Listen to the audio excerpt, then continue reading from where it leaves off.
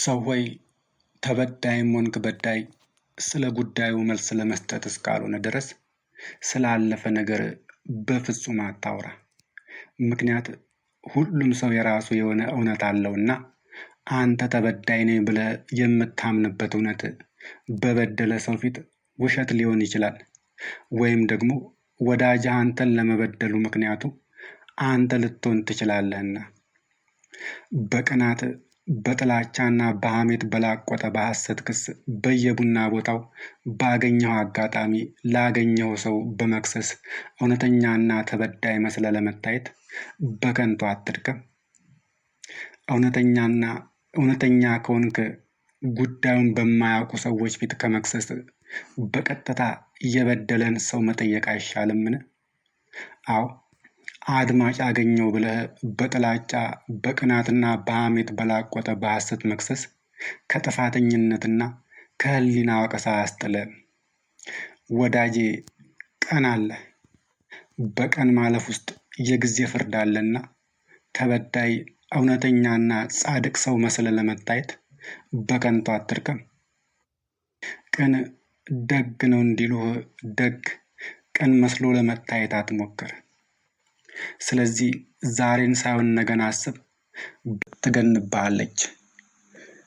እርግጥ ነው ሁሉም ሰው የራሱ የሆነ እውነት አለው። አንዳንድ ጊዜ በውስጣችሁ ያለ እውነት መበደላችሁን ምንም አይነት ጥፋት እንደሌለባችሁ እርግጠኛ የሆናችሁበትና ነገር ግን በሰዎች በከንቱ በሐሜትና በሐሰት ሲከሷችሁ በውስጣችሁ ያለውን እውነት አውጥታችሁ ከሳሻችሁን ለማሸነፍ ወይም ንጹህነታችሁን ለማረጋገጥ የማትችሉበት እውነት ኖሯችሁ ወይም አጋጥሟችሁ አያውቅም?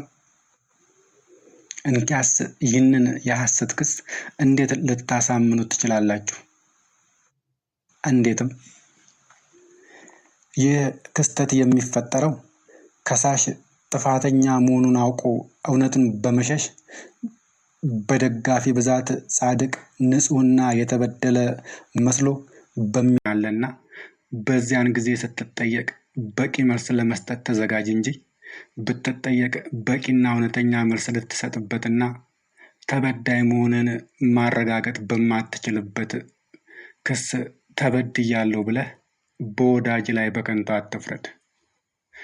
ልቡም ንጹህ የሆነ እውነትን የሚናገር በቅንነትም የሚሄድ በአንደበቱም ሽንገላ የሌለበት ወዳጆቹንም በከንቱና በሐሰት የማይከስ ከሐሜት የራቀ ፈርሃ እግዚአብሔር በልቡ ያደረበት ፈጣሪን የሚፈሩትን የሚያከብር በቀን ቢሰጥ ወዳጆቹን የማይከዳ የማይረሳ ቸር ታጋሽ ቅን የሆነ ሰው ግን ምስጉን